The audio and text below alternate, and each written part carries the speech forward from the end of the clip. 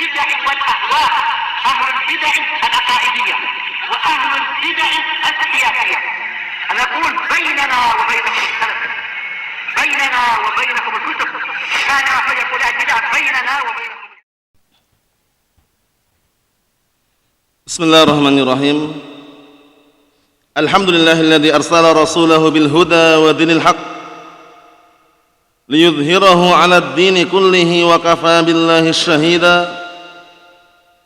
أشهد أن لا إله إلا الله وحده لا شريك له إقرارا به وتوحيدا، وأشهد أن محمدا عبده ورسوله صلى الله عليه وعلى آله وسلم تسليما مزيدا لا نبي بعده.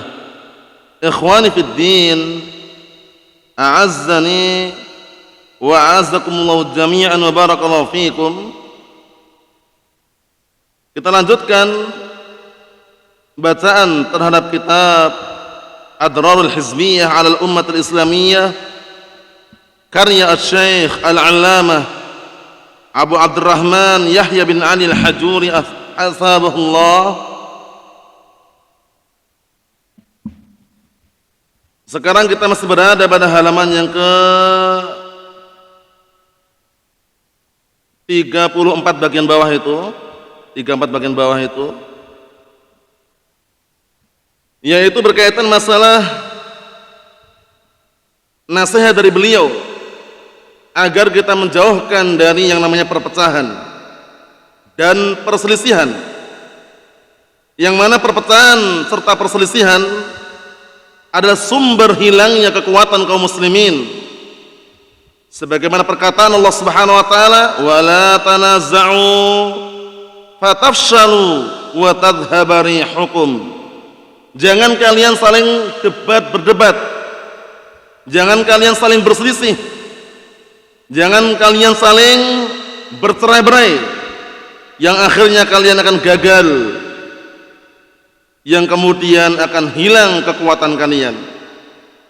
Namun perlu diperhatikan dan perlu diketahui, sumber hilangnya perpecahan, hilangnya perselisihan adalah ar-ruju' ila kitabillah wa sunnati rasulih sallallahu alaihi wa ala alihi wasallam. Agar hilang perpecahan, hilang perselisihan, harus kembali kepada Al-Quran dan As-Sunnah. Selama belum kembali pada Al-Quran, selama belum kembali pada As-Sunnah, maka perselisihan, perpecahan pasti dan pasti akan terjadi terus. Karena nggak mungkin bercampur antara al-haq dengan al-batil, tidak akan bercampur antara As-Sunnah dengan al-bid'ah, sampai-sampai diungkapkan As-Sunnah wal bid'ah kalma wa zaid. Sunnah dan bid'ah itu bagaikan air dan minyak, la yastamiyani abada, yang mana dua perkara tersebut tidak akan pernah berkumpul selama-lamanya. Di mana ada air, minyak tidak bersatu. Di mana ada minyak, air tidak bisa bersatu. Imma air, imma minyak, imma as-sunnah, imma al-bid'ah. Mafhum? Sehingga sangat mustahil orang-orang mendorong ahlu sunnah untuk bergabung dengan ahlul bid'ah. Tolonglah dirangkul mereka, tolonglah antum bersatu dengan mereka, orang-orang yang melakukan kebid'ahan. Gak bisa. Imma as-sunnah kokoh tegak, hancur kebid'ahan, atau kebid'ahan yang akan unggul, as-sunnah dipadamkan oleh mereka. Sunnatullahi jalla wa'ala. Di mana ada as-sunnah, pasti kebid'ahan harus dihancurkan. Di mana ada al-haq, kebatilan harus ditumbangkan. Sebagaimana perkataan Allah Subhanahu wa taala, qul ja'al haqq wa zahaqal batil innal batila kana zahuqa. Katakanlah, sungguh telah datang al-haq dan hancurlah kebatilan, dan sungguh yang namanya kebatilan pasti akan hancur. Kemudian Allah telah tegaskan di ayat yang lainnya, bal naqdhibu bil haqqi 'alal batil fayadmaghu fa idza huwa zahiq. Artinya, bahkan kemudian kami timpakan al-haq di atas kebatilan, hancur leburlah kebatilan tersebut, dan memang akan hancur.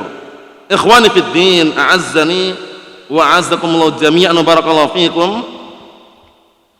Pada pertemuan yang telah lalu, kita telah membaca nasihat beliau yang lafadznya ana wallah lakum nasihun, sudah kita baca kemarin ya, sampai pada halaman 35 itu, ya kan? Cuman kita ulang nggak masalah karena bagus sekali ini. Kata beliau, ana wallahi lakum nasih ayyuhal muslimun. Aku demi Allah sebagai penasihat untuk kalian wahai segenap kaum muslimin, ala tatafarraqu fi dinillahi azza wa jal. Janganlah kalian bercerai-berai di dalam agama Allah Subhanahu wa taala. Wa anta ataslimu bi kitabillah wa sunnati rasulih sallallahu alaihi wasallam, dan hendaknya kalian berpegang teguh dengan kitabullah dan sunnah rasulnya sallallahu alaihi wa ala alihi wasallam. Sampai-sampai al-Imam Az-Zuhri rahimahullah dinukilkan dalam Muqaddimah Sunan Ad-Darimi, beliau mengatakan at-tamassuku bi sunnati najatun fal ilmu yuqbadu qabdan sari'an fa nashul ilmi thabatud din wad dunya wa fi dhahabil ilmi dhahabu dzalika kullih. Artinya at-tamassuku bi sunnati najah, berpegang teguh dengan as-sunnah adalah kunci keselamatan. Antum, kita, kalian, kami pasti akan selamat. Kalau ingin selamat, berpegang teguh dengan apa? As-sunnah. At-tamassuku bi sunnati najatun, berpegang teguh dengan as-sunnah adalah kunci keselamatan. Fal ilmu yuqbadu qabdan sari'an, maka ilmu itu akan dicabut dengan pencabutan yang cepat. Ilmu itu akan hilang nanti. Kemudian apa kata beliau, kata Imam Az-Zuhri rahimahullah, fa nashul ilmi thabatud din wad dunya, menyebarkan ilmu, mengajarkan ilmu, mendakwakan ilmu Al-Quran Sunnah adalah sumber kekokohan agama dan dunianya.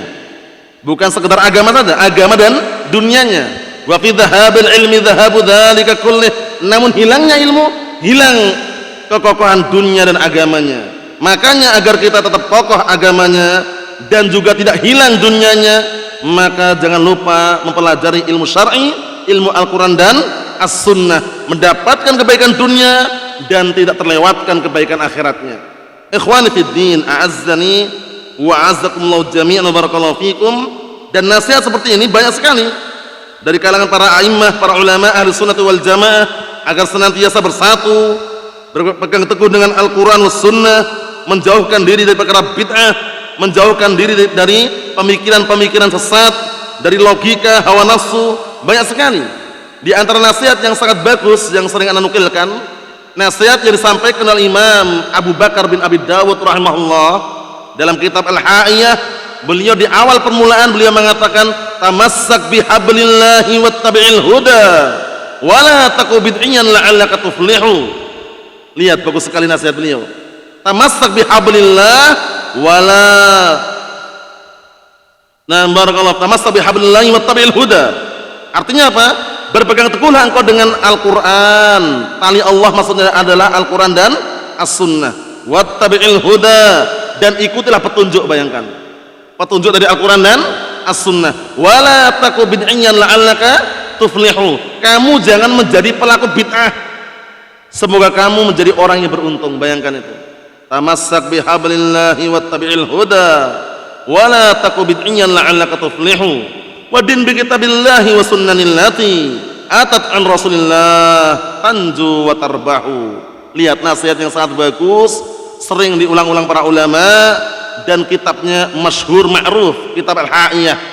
Kitab Al-Ha'iyah li Abi Bakar bin Abi Dawud, Imam Ibnu Imam, karya seorang imam, putranya seorang imam, yaitu putranya Imam Abu Dawud rahimahullah. Nasihatnya bagus sekali kan? Tamassak bihablillahi wattabi'il huda, berpegang teguhlah engkau dengan tali Allah yaitu Al-Quran dan As-Sunnah, dan ikutilah petunjuk.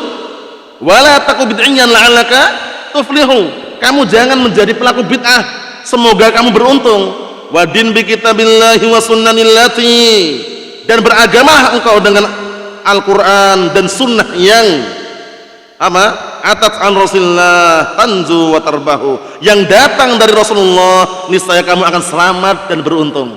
Ingin selamat, ingin beruntung, kembalilah kepada Al-Quran dan As-Sunnah, qaulan wa amalan wa i'tiqadan, secara ucapan, amalan dan keyakinan. Kita lihat berikutnya. Kata beliau, lasna nad'ukum ila aqwalina wa ara'ina. Masya Allah, kami tidak mengajak kalian untuk mengikuti ucapan-ucapan kami, tidak pula mengajak kalian untuk mengikuti pemikiran-pemikiran kami. Fahadha dzulmun sahih. Ini adalah kezaliman. Jadi kita atau antum atau seorang dai Allah Azza wa Jalla, pastikan ketika mengajak kaum muslimin bukan mengajak mengikuti pemikirannya, bukan mengajak mengikuti apa? Ucapannya, tapi mengajak agar kembali kepada Al-Qur'an dan As-Sunnah. Kenapa demikian? Karena pemikiran kita ini masih diperlukan. Cocok enggak dengan pemikiran yang ada dalam Al-Qur'an Sunnah? Cocok enggak dengan pemikiran para salaf? Sehingga kalau seorang dai kok mengajak ikutilah pemikiranku, ikutilah pendapatku, ikutilah ucapanku, ini keliru. Tapi mengajak agar kembali kepada Al-Qur'an dan As-Sunnah, kembali menerima, alhamdulillah. Belum kembali, belum menerima, sabar. Itulah dakwah salafiyah, bukan dakwah yang maksa kehendak orang lain. Mafhum? Ini bagus sekali nih. Fahadha dzulmun, ini kezaliman. Dakwah kok ngajak untuk mengikuti pendapatnya, ngajak mengikuti pemikirannya, ini kezaliman.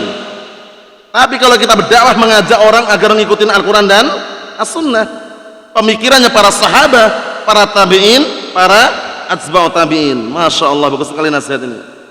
In da'aunakum ila ara'ina dhalamnakum. Masya Allah, kata beliau, jika kami mengajak kalian untuk mengikuti pemikiran kami, berarti kami mendolimi kalian. Jadi kalau kita ajak orang lain untuk mengikuti pemikiran kita, kita dolim gitu loh. Paham ya? Wa in da'autumuna ila ara'ikum aidan dzulmun. Kalau kalian ngajak kami untuk mengikuti pendapat kalian, itu juga kezaliman. Jadi yang paling selamat kalau kita mengajak manusia, mengajak kaum muslimin, itu adalah kembali kepada Al-Qur'an dan As-Sunnah dengan pemahaman para salafun saleh, yaitu para sahabat, tabi'in dan atba'ut tabi'in. Jangan pernah mengajak orang mengikuti pendapat kita. Jangan pernah mengajak orang mengikuti apa? Pemikiran kita. Kenapa? Karena pendapat dan pemikiran kita pun masih perlu apa? Dukungan. Perlu dukungan dengan dalil Al-Quran dan As-Sunnah. Antum ingat kalau Imam Malik bin Anas, Imam Darul Hijrah, enggak kecil-kecilan ini. Beliau seorang imam, dikenal dengan salah satu imam yang 4. Beliau mengatakan apa? Innama ana basyarun ukhti'u wa usib. Sesungguhnya aku manusia biasa yang kadang keliru kadang benar. Fangduru fi ra'i, perhatikanlah pendapatku. Fakullama wafaqal kitab sunnah fakhudhuh. Selama pendapatku mencocoki Al-Qur'an Sunnah, ambillah. Lihat arahan beliau bagus sekali. Selama pendapatku mencocoki Al-Qur'an Sunnah, ambillah. Wa kullama lam yuwafiqil kitab sunnah fatrukuh. Dan selama pendapatku, selama pemikiranku tidak mencocoki Al-Qur'an was Sunnah, tinggalkanlah. Bayangkan, tidak ada beliau mengajak untuk fanatik madhabi, nggak ada. Ikutilah aku, nggak ada. Ikutilah apa nih? Pendapatku yang cocok dengan Al-Quran dan As-Sunnah. Tinggalkan pendapatku yang berseberangan dengan Al-Quran dan As-Sunnah. Itu bagus sekali nasihat beliau. Paham ya? Karena sudah kita latihkan kemarin, orang-orang yang fanatik madhabi bagaimana sampai mereka berwasiat sampai mati pun dia seperti itu wasiatnya, agar mengikuti apa? Madhabnya. Ana syafi'iyun ma hayyait wa in amut fawasiyatul nas an yatashaffa'u. Ini yang apa? Fanatik madhab Syafi'i mengatakan aku Syafi'i, madhabku Syafi'i selama aku masih hidup, dan jika aku mati nanti maka wasiatku agar manusia itu mengikuti madhab Syafi'i. Bayangkan itu, fanatik. Yang satunya yang fanatik madhab Imam Ahmad bin Hanbal juga sama. Ana hambaliyun ma hayyait wa in amut fawasiyatul nas an yatahambalu. Lihat itu, aku ada Hambali, pengikutnya madhab Imam Ahmad bin Hanbal, mahayyat selama aku masih hidup, dan jika aku mati maka wasiatku untuk manusia agar mengikuti madhabnya Imam Ahmad bin Hanbal. Bayangkan itu, namanya fanatik madhabi, haram. Ahlus sunnah tidak berfanatik dengan madhab tertentu, tapi mengambil semua madhab yang tidak berseberangan dengan Al-Quran dan As-Sunnah. Kadang mengambil pendapat Imam Syafi'i, kadang mengambil pendapat Imam Ahmad, kadang mengambil pendapat Imam Malik, kadang menukilkan pendapat Abu Hanifah. Paham ya? Yang tidak berseberangan dengan dalil. Itulah Ahlus Sunnah wal Jamaah, Sunni Salafi, la Syafi'i wala Maliki wala Hambali wala Hanafi. Mafhum? Apalagi Asy'ari. Paham ya? Tidak. Nah, barakallahu fiik. Tapi Sunni Salafi, mengambil semua madhab yang tidak berseberangan dengan dalil, aman sudah. Karena fanatik madhabi bahaya sekali, sampai terbawa mau mati pun wasiatnya ada tadi. Aku wasiatkan kepada manusia agar bermadhab Syafi'i, agar bermadhab Hambali, bayangkan itu. Allahul musta'an. Kita lanjutkan lagi. Kata beliau, walakin nad'u anfusana jami'an ila kitabillah wa sunnati rasulih sallallahu alaihi wa ala alihi wasallam. Masyaallah. Akan tetapi kami mengajak diri-diri kami semuanya untuk kembali kepada Al-Qur'an dan sunnah Rasulnya sallallahu alaihi wa ala alihi wasallam. Lihat. Wa may ya'tasim billah faqad hudiya ila siratin mustaqim. Barang siapa yang berpegang teguh dengan agama Allah, dengan syariat Allah, maka sungguh dia telah apa? Telah diberi petunjuk pada jalan yang lurus. Masya Allah. Lihat itu, kembali pada Al-Quran dan As-Sunnah. Jangan pernah kembali kepada pemikiran-pemikiran para tokoh. Ingat nasihat seorang imam, Al-Imam Abu Amr Abdurrahman bin Amr Al-Auza'i rahimahullah. Beliau mengatakan apa? Alaika bi athari man salaf wa in rafadakan nas wa iyyaka wa ara'ar rijal wa in zakhrafuhu laka bil qaul. Lihat itu, kata beliau, wajib atasmu meniti, mengikuti jejaknya para salaf walaupun manusia menolakmu, manusia menghindar dari dirimu, manusia mengucilkanmu. Kemudian beliau mengatakan apa? Wa iyyaka wa ara'ar rijal, dan hati-hatilah kamu dari pemikiran-pemikiran para tokoh. Lihat itu. Jadi kalau kita mengikuti, jangan mengikuti figur tertentu, paham ya? Tapi ikutilah Al-Quran dan As-Sunnah. Apa kata beliau? Wa iyyaka wa ara'ar rijal, dan berhati-hatilah kamu, jauhilah pemikiran-pemikiran para tokoh. Wa in zakhrafuhu laka bil qaul, walaupun mereka menghias-hiasi di hadapanmu dengan suatu ucapan. Karena apa? Karena kalau kita ngikutin orang itu nggak masum. Kalau kita mengikuti pendapat para tokoh itu nggak masum. Tapi kalau kita ngikutin Al-Quran dan Sunnah, jelas sudah. Dua-duanya wahyu dari Allah Subhanahu wa Ta'ala. Masya Allah. Naam. Berat memang, tapi seberat apapun, kunci menuju surga, kunci menuju keselamatan dunia dan akhirat. Memang ketika orang hendak masuk surga itu nggak ringan. Nggak ringan seperti orang jualan ini jualan itu, tidak. Perlu apa? Berkorban dan berjuang. Ingat gak hadis yang disampaikan oleh Rasulullah sallallahu alaihi wasallam, hujibatil jannah bil makarih. Surga itu diliputi dengan perkara-perkara orang nggak suka. Harus apa? Mengharamkan yang haram, menghalalkan yang halal. Harus siap mengatakan ini sunnah, ini bid'ah, ya kan? Harus sholat tepat pada waktunya. Kemudian dianjurkan sholat malam. Berat nggak itu semuanya? Berat. Siap untuk dikritik, siap untuk dikucilkan, siap untuk apa? Nah, barakallahu fiik, kadang dituduh oleh manusia. Semua serba berat. Nah, karena berat itu barakallahu fiik, perlu perjuangan dan pengorbanan. Tapi ingat, balasannya ada surga Allah Subhanahu wa Ta'ala. Di sana nanti nggak ada yang namanya berat, nggak ada. Di surga itu semuanya tenang, tentram. Rasa iri nggak ada, dengki nggak ada, dendam nggak ada. Paham ya? Kenapa kok nggak ada? Karena kenikmatan penduduk surga diberikan kenikmatan yang masing-masing merasa dia paling nikmat. Bayangkan itu, masing-masing mendapatkan kenikmatan yang dia merasa paling nikmat sendiri. Padahal di atasnya masih ada kenikmatan, bayangkan itu. Sehingga nggak ada rasa iri. Wah, kok si fulan masuk ke surga yang ini ya? Si fulan kok demi nggak ada di sana. Di sana semuanya tenang, tentram, nikmat semuanya. Semoga kita termasuk penduduk surga. Naam. Ikhwani fid din wa akhwati fillah, a'azzani wa a'azzakumullah jami'an, barakallahu fikum. Kita lanjutkan. Fa fihi as-salamah wal khair wal huda. Masyaallah. Kembali kepada Al-Qur'an was sunnah, di dalamnya ada apa? As-salamah, keselamatan. Wal khair, kebaikan, wal huda, dan petunjuk. Lihat ini. Sebaik-baik petunjuk adalah petunjuk siapa? Rasulullah sallallahu alaihi wa ala alihi wasallam. Wa khairul huda huda Rasulillah sallallahu alaihi wasallam. Sebaik-baik petunjuk Rasulullah sallallahu alaihi wasallam. Sehingga ketika ada pendapat para ulama atau pendapat para sahabat berseberangan dengan pendapat Rasulullah sallallahu alaihi wasallam, maka dahulukan pendapat Rasulullah sallallahu alaihi wa ala alihi wasallam. Kenapa demikian?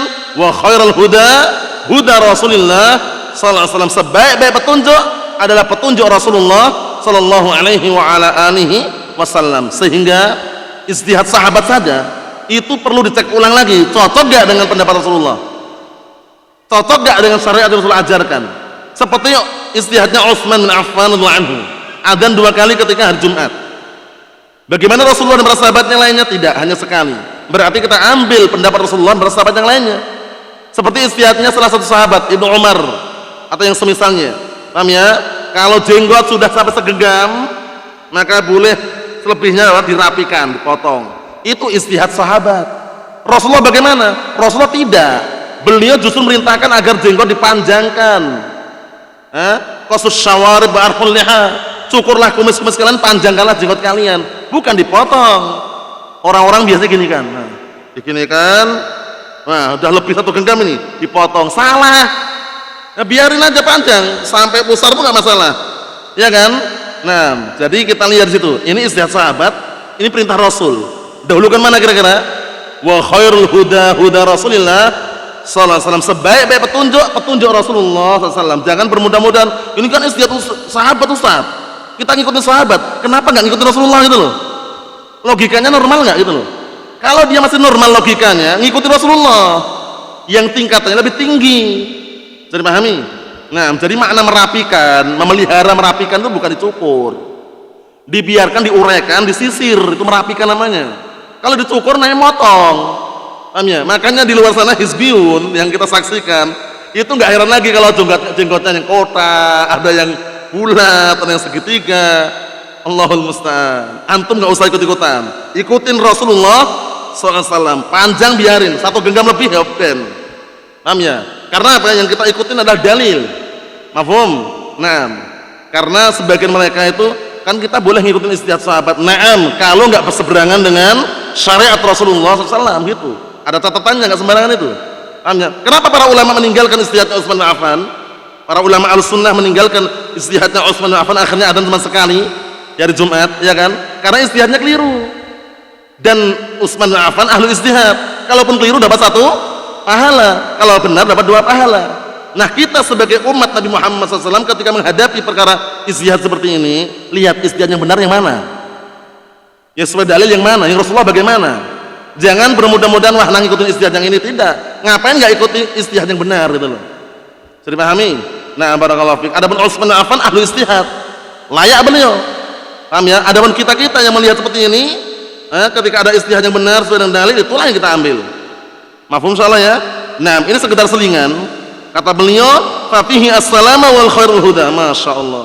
Di dalam Al-Qur'an Sunnah terdapat keselamatan dan kebaikan dan petunjuk. Qala Allah azza wa jalla, Allah Subhanahu wa taala berfirman, wa anna hadza sirati mustaqiman fattabi'uh wa la tattabi'us subul fatafarraqu bikum an sabilih dzalikum wassaqum bihi la'allakum tattaqun. Masyaallah, ayat ini sering diulang-ulang, sering dukilkan para ulama mengenai apa? Agar kita benar-benar mengikuti jalan yang lurus.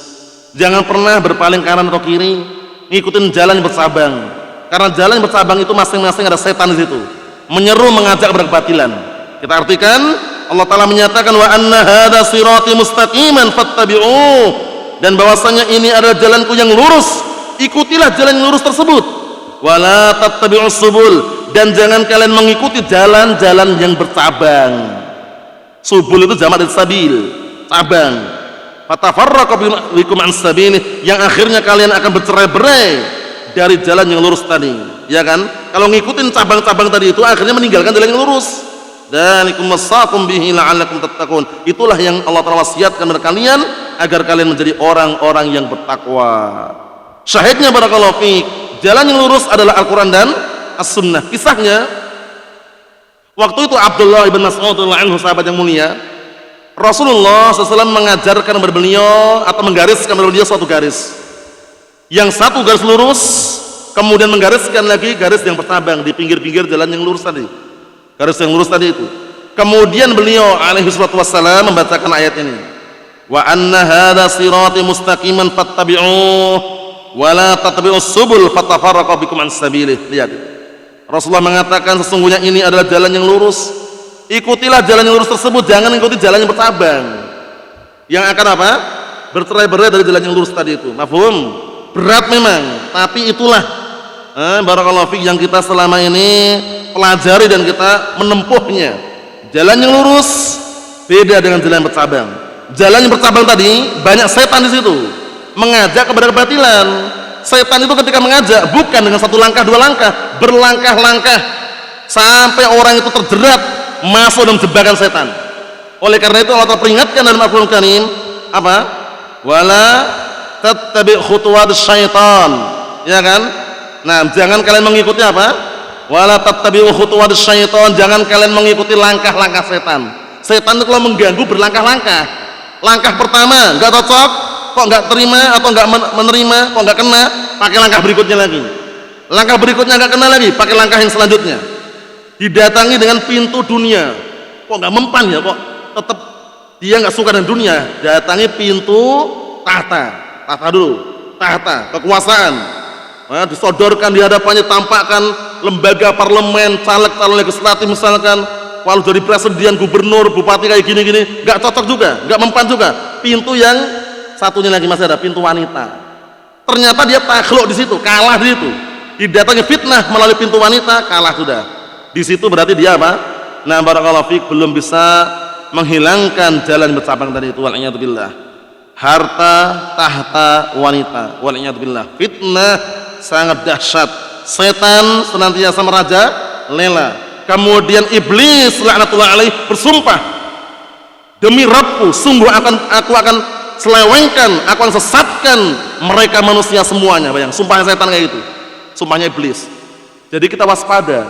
Cara yang terbaik di akhir zaman ini yang bisa menjadikan benteng buat kita semuanya dengan seizin Allah Ta'ala adalah talabul ilm, mencari ilmu syar'i ini.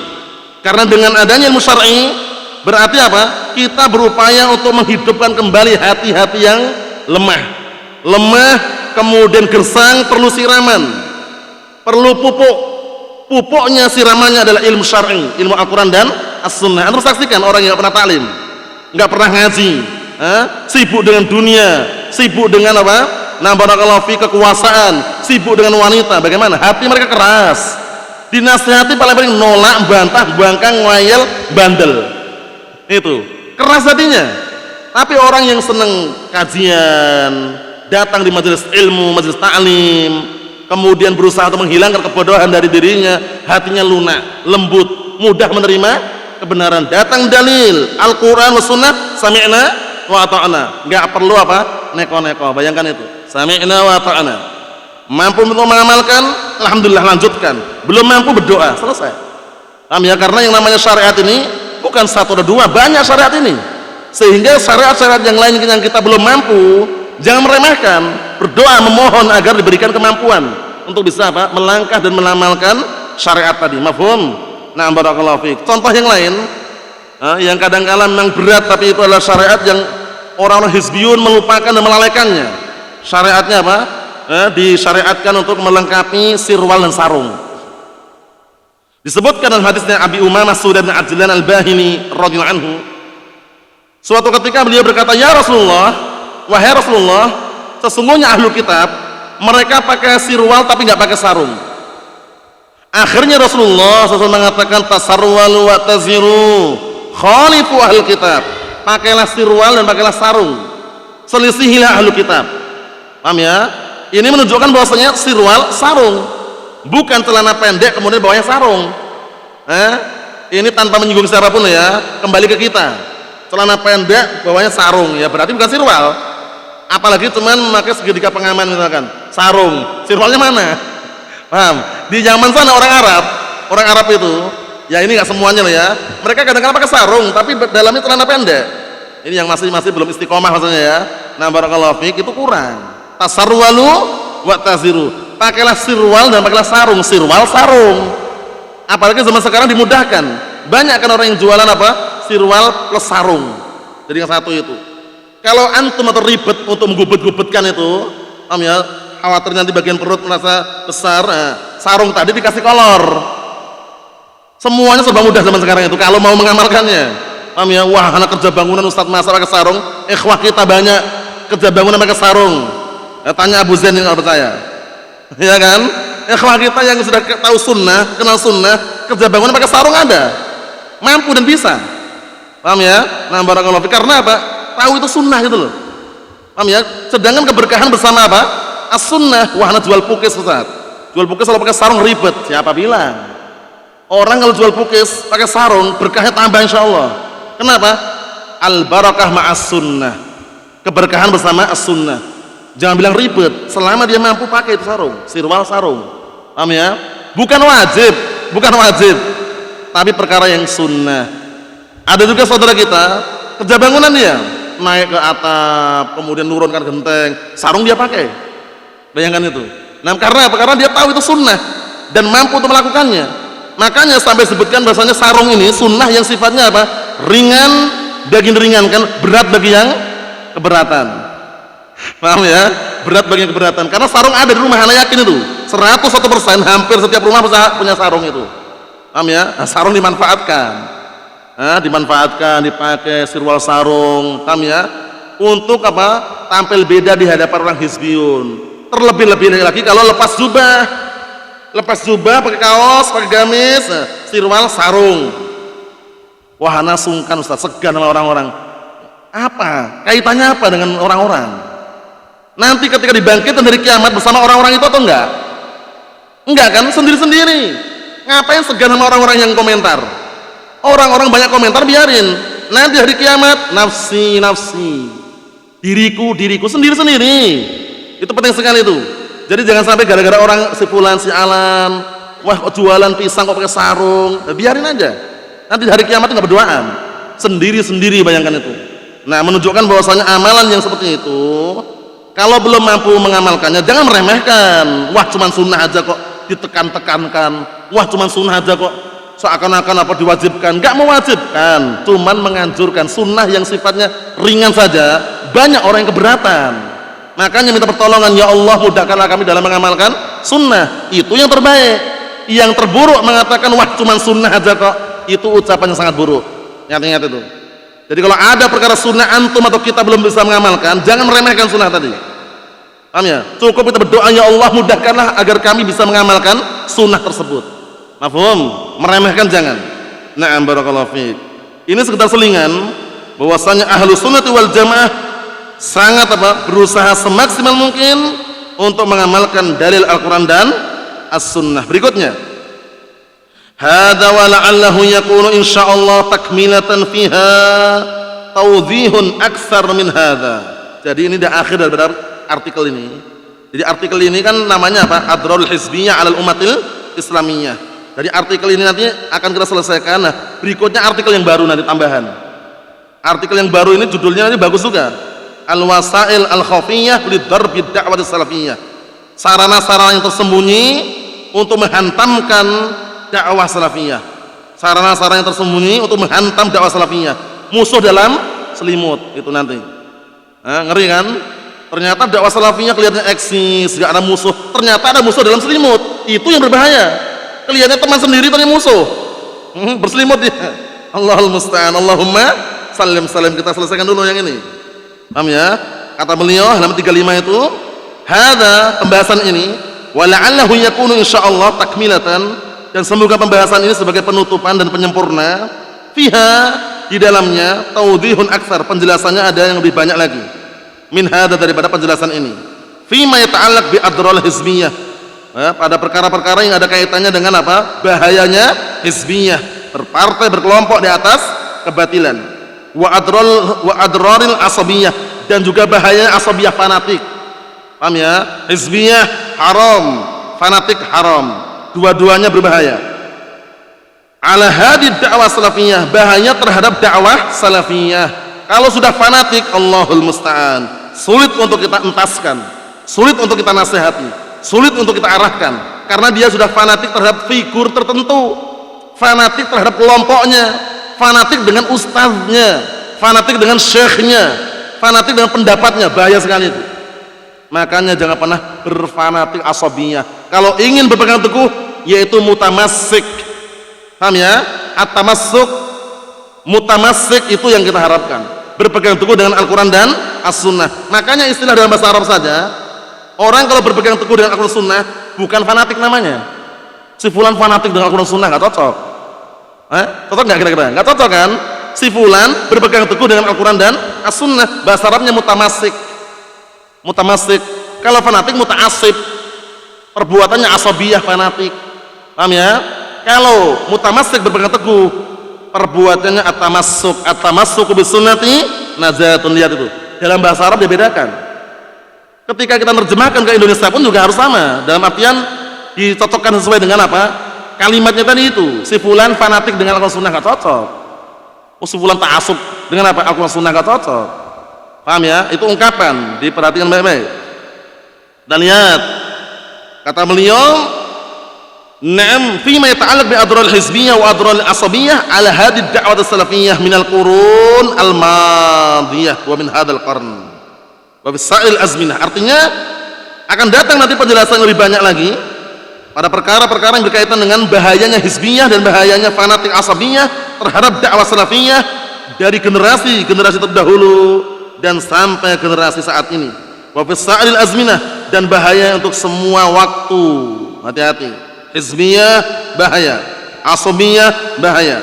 Naam, wa kulluha ta'innu bima yahsul min hadil adrar allati tufarriq al-muslimin. Lihat ini, semuanya orang-orang yang zaman dahulu atau zaman sekarang ini, mereka semuanya ta'innu, apa ta'innu? Merintih. Jadi mereka semuanya merintihkan terhadap apa yang terjadi, yang ditimbulkan dari apa bahaya-bahaya hizbiyah dan asabiyah tadi itu, allati tufarriq al-muslimin, yang membikin apa? Membikin bercerai-berainya kaum muslimin. Merintihkan mereka, kok bisa ya? Dulu kita bersatu, dulu kita kawan, dulu teman. Kenapa kok jadi seperti ini? Kenapa sekarang kita bermusuhan?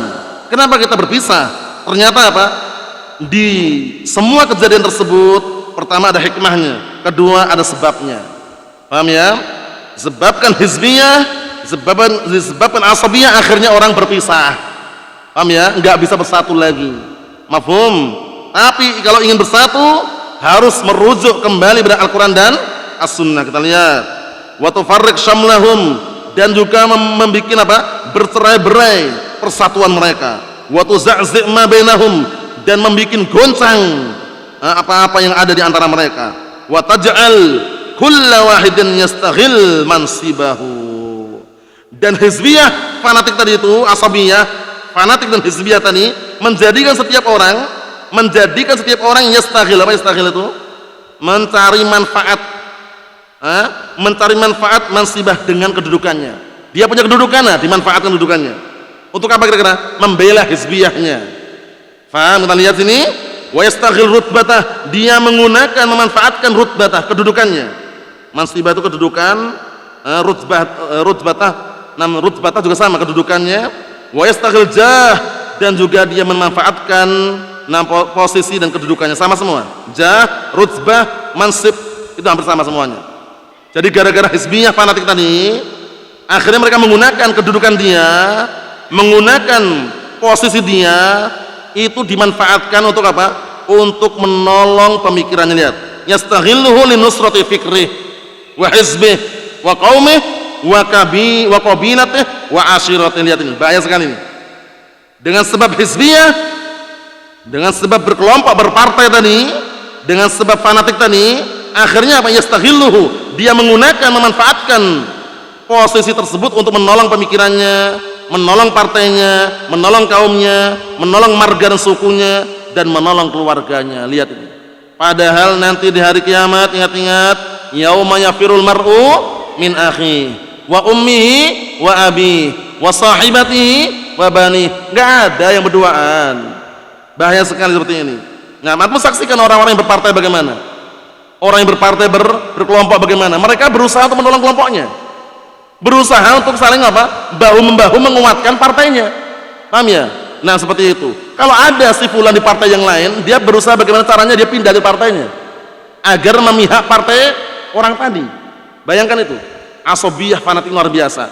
Dan dia tidak akan membela orang-orang yang berada di partai yang lain. Iya kan? Anda saksikan bagaimana orang-orang yang apa? Yang sangat senang dengan politik, rebutan jabatan, rebutan kedudukan, rebutan kekuasaan, yang mereka senang dengan partai demokrasi. Bagaimana mereka? Mereka saling rebutan partai, kalau ribut di dalam partainya sendiri, kemudian nanti mereka bermusuhan partai satu dengan yang lainnya. Kalau salah satu koalisi atau dukungan baru mereka bersatu, itu pun nanti ribut lagi. Ketika apa? Ingin membagi-bagi jatahnya. Allahul musta'an. Yang paling selamat, paling santai ya Ahlus Sunnah wal Jamaah. Enggak banyak pikiran si fulan, ente mau nyoblos yang mana? Milih yang mana? kami cuma berdoa semoga Allah Ta'ala pilihkan pemimpin yang baik, muslim, adil dan amanah. Pestanya nggak usah ikut-ikutan. Pestanya nggak usah ikut-ikutan. Nah, kita cukup mendoakan seperti itu, selesai sudah. Enggak, Mbak? Pestanya nggak usah ikut-ikutan pestanya. Nah, barakallahu fiik, nggak usah ikut-ikutan pestanya. Begitu sudah terpilih, alhamdulillah. Semoga Allah Ta'ala memberikan hidayah kepada yang terpilih, selesai. Paham ya? Allahul musta'an. Nggak usah banyak bicara, banyak ini itu, anak nyoblos yang ini, anak milih yang ini, kuahnya bagus sekali nih. Nanti kalau dia menang, seluruh warga Republik Indonesia akan dikuasai makan gratis, misalkan. Yang ini mengatakan BBM gratis, alhamdulillah. Nggak usah ngikutin pestanya, kalau jadi nikmati aja yang baik-baiknya. Paham ya? Allahul musta'an. Yang jelas jangan lupa mendoakan kebaikan untuk pemimpin. Ahlus sunnah tidak berontak, tidak kudeta, tidak revolusi, tidak menggulingkan kekuasaan. Ketika ahlus sunnah tidak ikut praktek, tidak ikut pesta demokrasi, bukan berarti pemberontak. Mereka yang bergaya sok ya, menuduh ahlus sunnah pemberontak, mereka tidak mau taat pemerintah, tidak taat pemimpin. Begitu jadi pemimpin, mereka yang berontak sendiri. Ya enggak? Yang mereka teriak-teriak di jalan itu, gayanya apa? Kami ini Pancasialis katanya. Oh, demo Pancasialis yang mana? Teriak-teriak, nggak nerima apa kebijakan pemimpin. Ahlus sunnah santai, tenang. BBM naik, udah sabar, ya kan? Harga pangan naik, sabar, didoakan. Santai aja, paling-paling naik nanti turun lagi. Banyak-banyak berdoa aja. Nah, kalau kita hadapi dengan tenang, santai, enak sudah. Tapi kalau kita ikut campur nih lembah pemikiran-pemikiran atau partai tadi, jangan barakallahu fiik, pusing kepalanya, pening nanti. Paham ya? Nah, barakallahu fiik, keluar dari ahlus sunnah, sibuk dengan dunianya, kaya raya, banyak pengikutnya, akhirnya nyalek calon legislatif. Allahul musta'an. Ada nggak yang seperti itu? Ada. Allahul musta'an. Dulunya masya Allah tenang orangnya, kami tidak akan masuk dalam pintu-pintu pemerintahan. Begitu dia sibuk dengan dunianya, harta sudah punya, pengikutnya banyak, dicalonkan dia, maju juga dia. Allahul musta'an. Selfie sana, selfie sini, bantu bansos sana bansos sini. Allahul musta'an. Dunia tidak dua kali, hanya sekali saja. Ingat-ingat, hanya sekali saja. Kita salah sedikit, menggunakan kesempatan sekali ini, udah kesempatan berikutnya nggak ada lagi. Allahumma salim salim. Makanya kesempatan yang sekali ini di dunia ini, jangan tertarik dengan kehidupan mereka pencari dunia. Kita harus arahnya langsung ke akhirat. Udah, semua sarana yang menghantar kepada akhirat itu yang kita kejar. Dunia hanya sarana. Ingat-ingat, sarana, bukan puncak dan tujuan. Wah, kelihatannya Ustaz ngomong ringan saja. Memang ringan memang. Dunia kok repot. Antum sekarang hidup di mana? Dunia. Satu poin udah dapat, sudah dunia. Mau ngapain lagi? Ngejar dunia? Sudah dapat padahal. Kecuali antum sekarang hidup di akhirat, kan keliru. Nah, maksudnya antum sekarang hidup di mana sekarang kita ini? Hidup di dunia. Poin satu udah dapat dunia. Sudah dapat dunia, mau mencari dunia lagi, keliru kan? Sudah dapat dunia, manfaatkan dunia ini yang sekali ini, dimanfaatkan untuk memperbanyak amalan saleh, memperbanyak ibadah, ketaatan kepada Allah dan Rasulnya. Jangan sampai terlewatkan kesempatan yang sekali ini, akhirnya berikutnya nanti kehidupan berikutnya nggak ada kesempatan lagi. Allahumma salim salim. Kita lihat berikutnya, dikit lagi ya. Kata beliau, na'am wa yahdimu wa yadlim al-akharin. Akhirnya lihat ini, gara-gara fanatik dengan kelompoknya, fanatik dengan partainya, dia menggunakan kedudukannya dan juga menggunakan posisinya untuk menolong pemikirannya, menolong partainya, menolong kaumnya, akhirnya mendolimi yang lainnya. Au yuhaqqil akharin, atau merendahkan yang lainnya. Ente itu kayak gini, rendahkan yang lainnya intinya. Au la ya'rif qadran lil akharin, atau tidak tahu kedudukan orang lain. Dia taunya yang di partainya saja. Orang lain yang punya kedudukan ditampakkan sama dia karena bukan partainya, bukan termasuk bagian dari partainya. Allah musta'an. Lihat ancaman yang sangat buruk bagi orang-orang yang berbangga-bangga dengan apa? Dengan seruan jahiliyah. Wan nabiyyu alaihi salatu wassalam yaqul, wa man ta'azza bi azza'il jahiliyah fa'idhuhu bi hani abi wa la taqnu. Dan barang siapa yang berbangga-bangga dengan nasabnya, kami ini keturunan bangsawan, kami ini keturunan apa? Pemimpin, kami keturunan presiden, kami ini anak bupati, kami itu anak gubernur. Bangga dengan seperti itu. Barakallahu fiik. Lihat ini, barang siapa berbangga-bangga dengan apa? Dengan nasabnya, seperti halnya berbangga-bangga orang jahiliyah, fa'idhuhu bihan abi, perintahkan dia untuk menggigit kemaluan bapaknya. Bayangkan itu. Karena itu perkara yang jelek. Han itu kemaluan, afan memang artinya gitu memang. Jadi ini bukan dari anak, artinya memang gitu memang. Han itu kemaluan, maksudnya itu jelek sekali loh.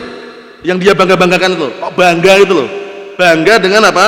Dengan nasabnya. Nasab itu tidak bisa menolong nanti di akhirat. Jadi nggak ada di akhirat. Oh, ini siapa ini? Anak gubernur, selamat, nggak ada. Ini siapa ini? Anak bupati, selamat, nggak ada. Seperti nggak dipakai itu semuanya. Mau anak bupati, wala gubernur, wala camat, wala RT, wala RW, nggak masuk semua itu. Paham ya? Nanti yang bisa menyelamatkan adalah amalan saleh. Ingat-ingat itu, amalan saleh. Jadi walaupun antum dan kita bukan keturunan bangsawan, bukan keturunan raja, bukan keturunan presiden, dan kita bukan apa? Bukan anak gubernur, bukan anak bupati, insyaallah biidznillah azza wajal, selama kita kokoh di atas Al-Qur'an was sunnah qaulan wa amalan wa i'tiqadan, kembali bersyariat Al-Qur'an sunnah, insyaallah aman. Selamat insyaallah biidznillah azza wajal. Lihat ini. Barang siapa yang berbangga-bangga dengan apa? Dengan nasabnya, sebagaimana berbangga-bangganya orang jahiliyah, fa'idhuhu bihni abi, perintahkanlah mereka agar menggigit kemaluan bapaknya. Wala taknu, dan jangan pakai kinayah. Maksudnya nggak usah pakai kinayah, suruh langsung. Kalau kinayah kan masih muter-muter kan, ini langsung gigit kemaluan bapakmu itu loh. Allahul musta'an. Wa makna dzalik, maknanya apa? Maknanya tahkirun lahu, ya kan? Maknanya adalah merendahkan orang tadi. Ngapain berbangga-bangga dengan nasab gitu loh? Ngapain berbangga-bangga dengan garis keturunan? Itu nanti nggak bermanfaat semua di akhirat nanti.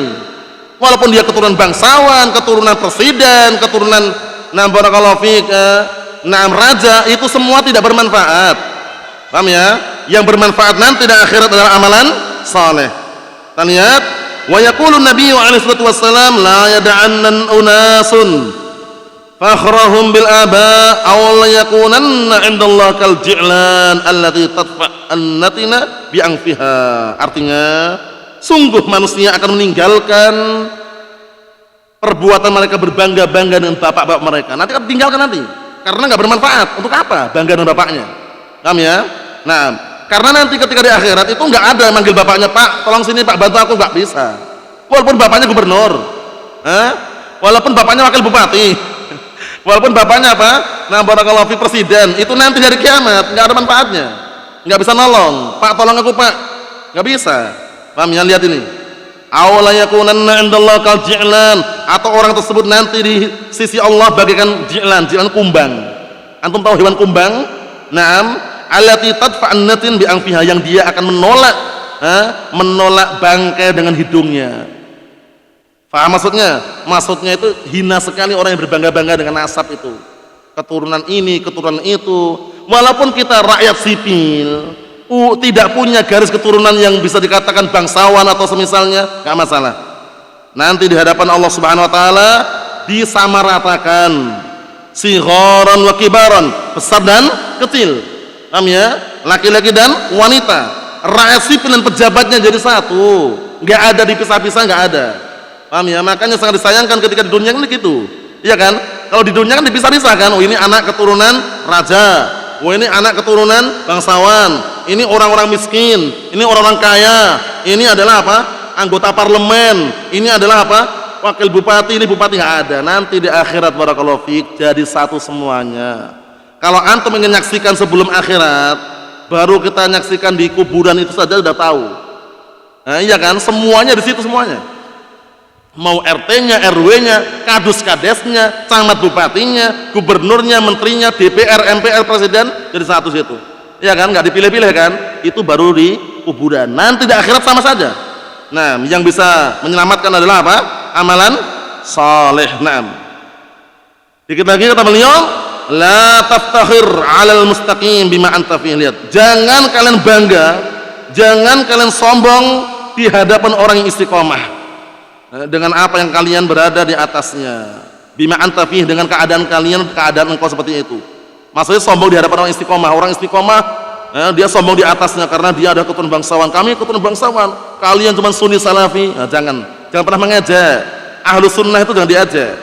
Paham ya? Ahlu sunnah itu berusaha semaksimal mungkin menghindar, bukan karena nggak mau, tapi karena apa? Karena itu dibalik perbuatan tersebut itu ada bahaya terhadap agamanya, sehingga dia apa? Harus menghindarkan dari perbuatan tersebut. Itu maksudnya adalah berkelompok, berpartai tadi itu.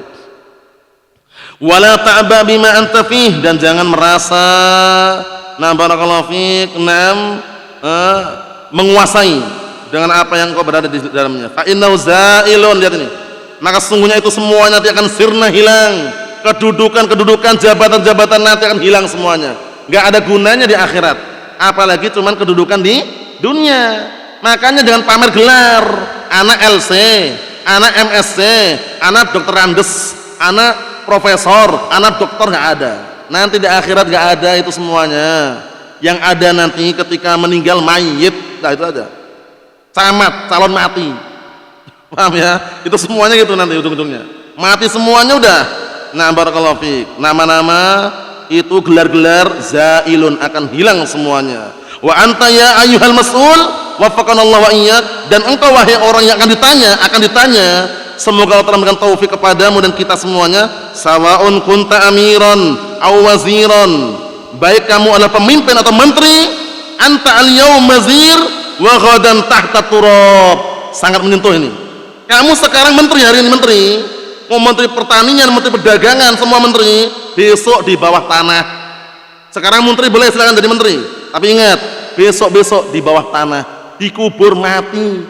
Jangan sombong, itulah maksudnya. Paham ya? Walaupun kalian hidup di pemerintahan, pejabat-pejabat, jangan sombong, jangan merendahkan rakyat sipil, apalagi Sunni Salafi. Jangan direndahkan. Nah, seperti itu. Ya'kulu kadud, denger ini, cacing akan memakanmu. Walaupun sekarang tampil di balik jas yang sangat mewah, mobil yang sangat mewah, tapi ingat, di kemudian hari kamu berada di bawah tanah, dimakan oleh cacing. Kita semuanya, barakallahu fiik, bukan hanya mereka. Maksudnya ini untuk menyentuh mereka. Jabatan kepemimpinan itu nggak bisa menolong. Paham ya? Ini ternyata nggak bisa selesai, tapi nggak masalah. Yang penting kita sudah ngambil faedah. Kita lanjutkan pada pertemuan yang akan datang.